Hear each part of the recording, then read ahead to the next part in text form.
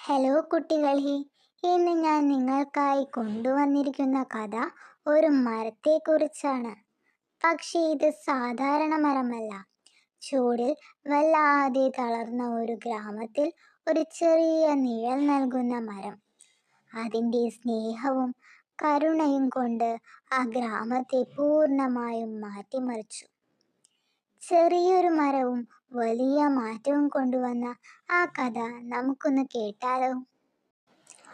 ഒരു കാലത്ത് വരണ്ടതും പൊടി നിറഞ്ഞതുമായ ഒരു ഗ്രാമത്തിൽ മരങ്ങളില്ല, പുല്ലില്ല, തണുത്ത കാറ്റില്ല.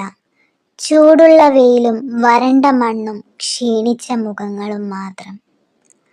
ആളുകൾ വയലുകളിൽ പണിയെടുത്ത് നെറ്റിയിൽ നിന്ന് വിയർപ്പ് തുടച്ചു. മൃഗങ്ങൾ അഭയം തേടി. കുട്ടികൾ ചൂടിൽ കരഞ്ഞു. വിശ്രമിക്കാൻ സ്ഥലമില്ലായിരുന്നു. പക്ഷേ ഒരു വലിയ വയലിൻ്റെ നടുവിൽ ഒരു ചെറിയ മരം നിന്നു. അത് ഉയരമുള്ളതായിരുന്നില്ല, അത് വലുതായിരുന്നില്ല. പക്ഷേ അത് പച്ചയായിരുന്നു, ദയയുള്ളതായിരുന്നു. പക്ഷികൾ അതിൻ്റെ ശാഖകളിൽ കൂടുകൾ കെട്ടി. കുട്ടികൾ ഉച്ചഭക്ഷണം കഴിക്കാൻ അതിൻ്റെ തണലിലിരുന്നു. പ്രായം ചെന്ന മുത്തശ്ശിമാർ പോലും വൈകുന്നേരം അതിൻ്റെ കീഴിൽ വിശ്രമിച്ചു. ആ മരം ഒരിക്കലും ഒന്നും ആവശ്യപ്പെട്ടില്ല. അത് തണൽ നൽകി, അത് പഴങ്ങൾ നൽകി, അത് ആശ്വാസം നൽകി. ഒരു ദിവസം ഗ്രാമത്തലവൻ അതിൻ്റെ ചുവട്ടിൽ നിന്ന് പറഞ്ഞു, "ഈ മരം ഒരു അനുഗ്രഹമാണ്. നമുക്ക് ഇതുപോലെ കൂടുതൽ വേണം."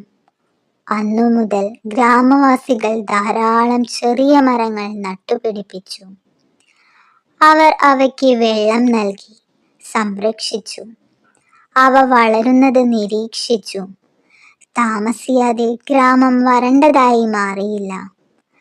പച്ച ഇലകൾ, ചിലയ്ക്കുന്ന പക്ഷികൾ, തണുത്ത വായു എന്നിവയാൽ നിറഞ്ഞിരുന്നു. മധ്യത്തിൽ ആദ്യത്തെ വൃക്ഷം നിന്നു. ഒരു ഗ്രാമം മുഴുവൻ പൂക്കുന്നത് കണ്ട് നിശബ്ദയായി പുഞ്ചിരിച്ചു.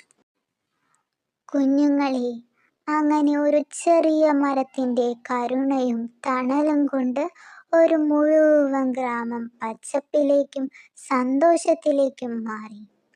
ആദ്യം നിഴൽ നൽകിയ ആ ചെറിയ മരം